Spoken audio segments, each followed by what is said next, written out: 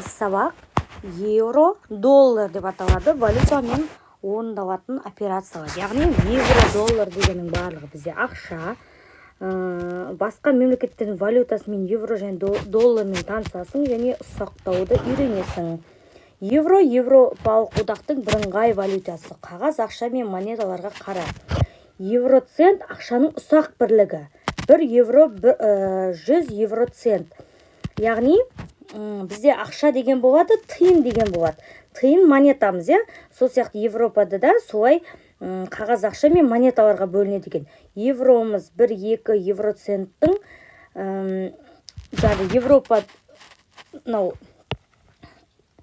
Европаның евросы мынадай белгімен белгіленсе, 1-2 евроцент, яғни евроцент деген ол тиыны. Евроцент деген бізге тілше тиыны с деп белгіленеді. 1, 2, 5, 10, 20 және 50 монеталары бар дейді. 1 евроны 2-ге көбейтсек 2 евро шығады екен. Көрсетіп тұр, 50 центнерді 4-ге көбейтсек, 4 неге көбейтетін болсақ, онда жаңағы бізде 2 евро шығады екен. Яғни бізде төменде 10 монета бар. 10 монетаны 20 монеталық қой, евроценттік 20-алық центке көбейтетін болсақ, онда 200 центіміз ол ақшаға аударғанда 2 евроны береді екен. Бізде 20 монета. Сол 20 монетаны 10 центнерге көбейтетін болсақ, ол да 200 евроцент. Сол 200 евроцент деген ақшаға аударсаң 2 евроға тең екен. Әр суретте қанша ақша бар екен есепте евроның белгіленуін пайдаланып жаз дейді. Яғни бізде 500 евронандай ақшаларға қараймыз. Мына жерде ақшада неше ақша берілген? Яғни неше евро берілген? 50 евродан неше үштік берілген? 10 үштік берілген. Сонда бізде болады 500 евро, яғни ақша түрінде берілген. Ал мына есепте 20 евродан санайық 5, әрқайсысында 5-5-ден 25 евро бар екен, 25 штук бар екен. Сонда 20-ны 25-ке көбейтсек 500 евро шығады екен. Егер 1 евродан тастайтын болса бұл, онда 10 мың монета тастаған болар еді. 10 мың монета, сонда 10 мың евро жиналады. Бізде жылына 200 мың евро жинау керек қой, барлығы 200 мың евро жинау керек. Ал егер де ол 10 центтен тастайтын болса, 10 цент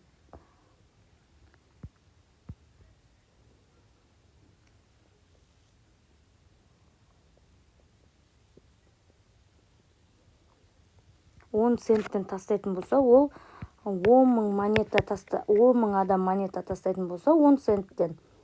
Онда ол 100 мың болады ғой. 100 мың центнер болады. Яғни 1 евро 100 центнер болса, біз 100-ге бөліп жіберетін болсақ, 100-е 2 нөл алып тастасаң, 1000 евро болар еді.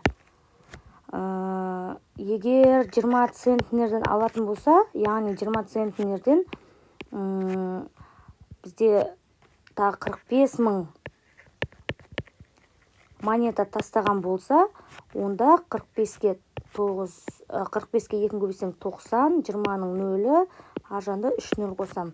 9 мың центнер болатын еді. 9 мың центнер деген 9 мың евроға тең деген сөз. Себебі 1 евро 100 евроцент деген еске алып отыр. Сол сияқты, егер ол 50 центтен тастайтын болса, онда 360 мың монета тастайды. 360 мың монета дегенім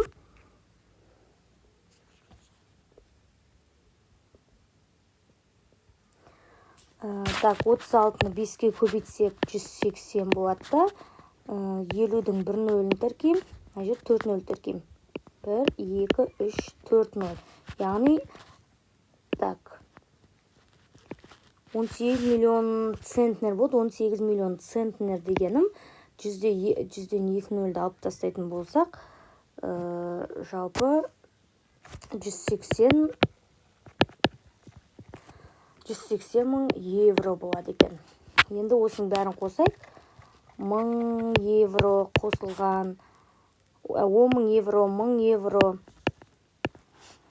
қосылған, 9000 евро қосылған, 180 евроны қосатын болсақ, 190, 200 евро шығып тұр. Мұны осылай өздеріңіз әртүрлі құрастыруға болады. Ағылшынша доллар. Дүние жүзінде көптеген елдердің валютасының атауы 1 доллар 1 центнерге тең, яғни 1 доллар ақшамыз, то есть 100 центке тең. 100 цент. Бұл ағылшын доллары. Жаңа Европаның ақшасы болса евро, ал доллар деген ақштың ақшасы. Бұл дүние жүзіндегі, яғни дүние жүзі қолданатын валюта деп айтсақ та болады. Енді жұптық жұмыс жасайық. Төртінші есепте ақш долларының қағаз ақшалары мен монеталарына қара, мына соманы берілген ақшаларды ұсақта және сана. 524 доллар, 834 доллар. Так, 524 доллар. Доллар белгісі осындай ағылшынша S белгісі және ортасына сызықша сызылады. 100 доллар деп жазсақ болады. 100 доллар. 100 доллар деп 300 доллар болды. Енді мына жерде 50 доллар бар екен. 50 долларды да бірнеше рет жазсақ болады. 50 доллар 4 рет жазсам 200 доллар болады. 200, 300, 500 доллар болды. Енді 24 долларды жазам. 24 долларға, так, мына жерде 10 доллардан 2 рет жазсам болады. 24 доллар дегенге 2 доллар және 1 доллар, 1 доллар деп жазсам болады. 834 доллармен ұсақтасақ болады. Оны да 100 доллар деп жазсақ болады. 100 доллар. Өзімізге енді ыңғайлы. Бұдан қатты ұсақтасаңыздар да болады. Міне мен 100 долларды 4 рет жаздым. 400 шығып тұр. 50 долларды жазып шығайын.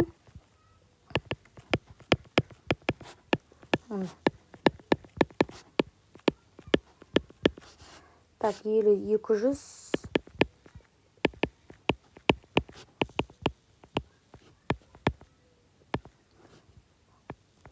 Так, 20 долларды 5 жазсақ болады.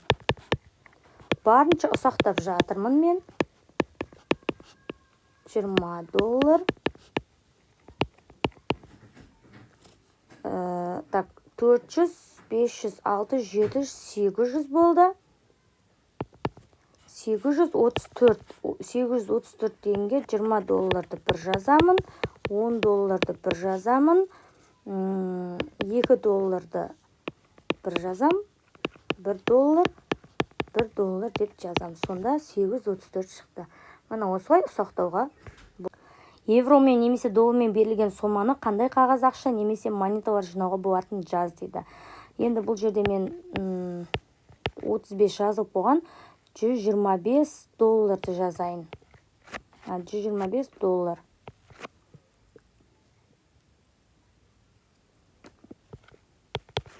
Яғни 125 долларды біз 100 доллар ақша деген бар бізде. 100 доллар бар, я?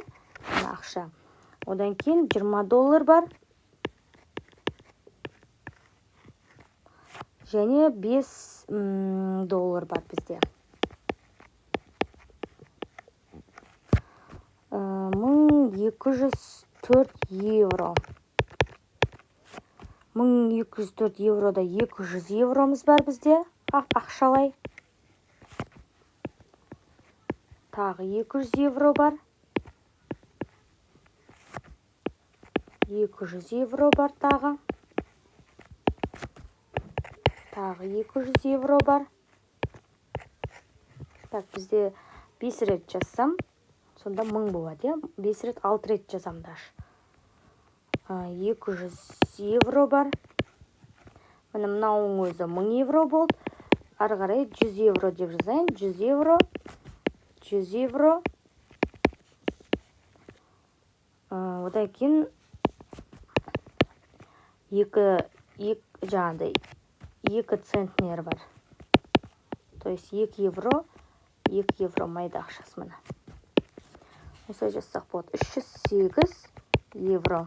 308 еврода 20 евроны бір жазам. 100 евроны бір жазам. 5 евроны бір жазам. Бірінші бетте көрсетілген. Бізде 5 евро деген бар. Одан кейін 1 евро цент және 2 евро цент. Мына 308 шықты. Қазақстандағы ең ірі қағаз ақшалар 10 мың және 20 мың. Олардың басқа қағаз ақшалармен сақтауға 2 нұсқасын жаз деді.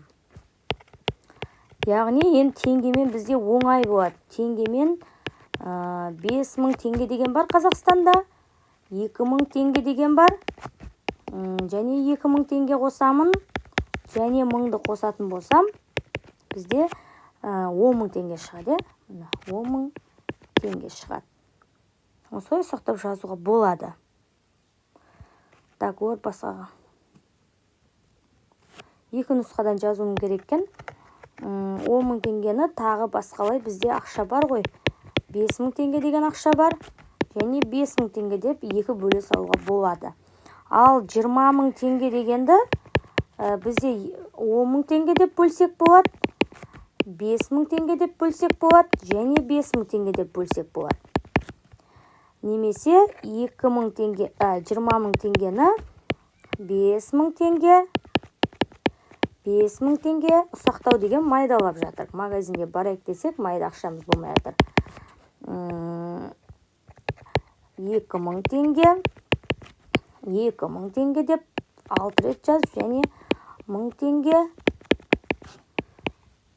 Так, 1000 теңге, 6, 7, 8, тағы да 1000 теңгелер жазамын. Міне, барынша ұсақтауға тырыстым. Мынау бір бөлек, мынау бір бөлек, мынау бір бөлек, мынау бір бөлек.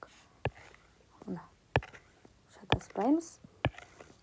1 тоннада 1000 килограмм болғандықтан 1000-ды 4-ке көбейтсек, 4000 килограмм қосылған 9 килограмм, 4009 килограмм болады. 9 центнер. 9 центнерде, 1 центнерде 100 килограмм болған екен, 900 килограмм қосылған 3 килограмм болады. Сонда 903 килограмм болады.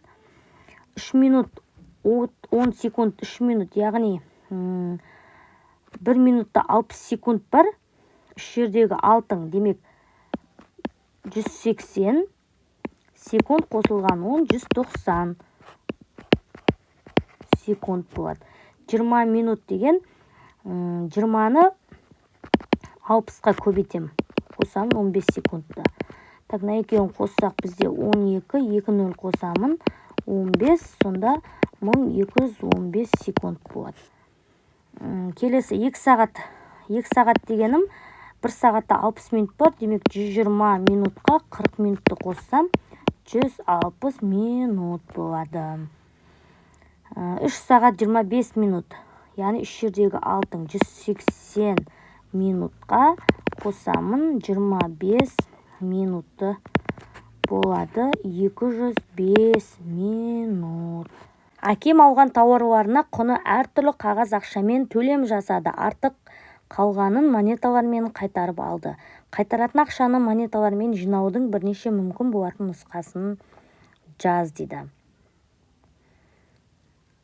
Яғни қолымызда мына әкем 15 мың теңге берді. Яғни бір 10 мың, бір 5 мың теңге.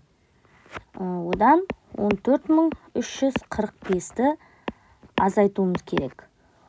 Сонда бізге 655 теңге сдача қайтарды.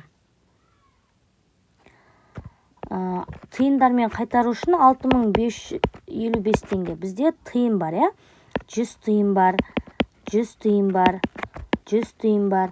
Қазір 200 тиын да шыққан. Міне, Так, мынауың сонда 500 болды. Сосын 50, 300, 400, 500, 600, 50 және 5 теңге сдача қайтарды. Жақсы. Так, 10-ші есеп барлығы екі балада 8 монета болды. Бірінші балада бізде монета саны белгісіз болды, ол бір монетасын жұмсады. Ал екінші балада монета саны белгісіз болды, бірақ ол 3 монета жұмсады. Сонда екеуің монеталар теңдеу болды, әрқайсында неше монета болған. Яғни теңдеу құрып шығарамыз. Сонда шешуі x қосылған 1, x қосылған 3 тең 8. X-қа x қоссаң 2x, 1-ге 3-ті қоссаң 4 тең 8. 2x 8-ден азайтам 4-ті, 2x тең 4, x тең 4 бөлінген 2, x тең 2. Балада 2 қосылған 1, 3 монета болған, ал екінші балада 2 қосылған 3, 5 монета болған. 5 және 3 деген жауап дұрыс екен. 5 және 3 деген жауап дұрыс жауап болады. 53 долларды 5 доллар деп жазсақ болады.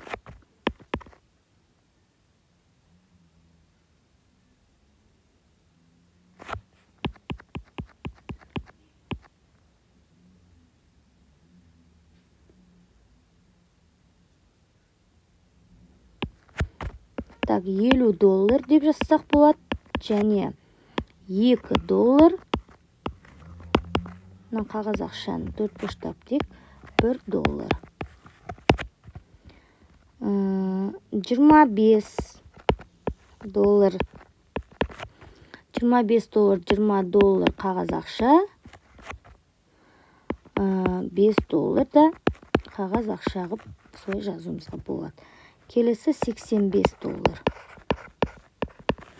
85 долларды 50 долларды қағаз ақша ғып жазуға болады. 20 долларды қағаз ақша ғып жазуға болады. 10 долларды қағаз ақша ғып жазуға болады. Және 85 дегенде және 5 долларда бізде қағаз ақша бар. Келесі асы евромен. 46 евро. 46 евро, 20 евро қағаз ақша. 20 евро қағаз ақша. Евро. 5 евро және 1 евро тиынмен беріледі. Монетамен беріледі. Біздің ақшамен тиын қояды. 20 евро және 2 евро монетамен. 75 евро. 75 еврода 50 евро бар бізде. 20 евро бар. Екеуін қоссақ 70 болып тұр. То есть қағаз ақша. Одан кейін 2 евро тиын ақша. 2 евро тиын монета ақша. 1 евро монета. Осылай ақша санауды үйренесіңіздер болады. Зейіндеріңіз ашылсын.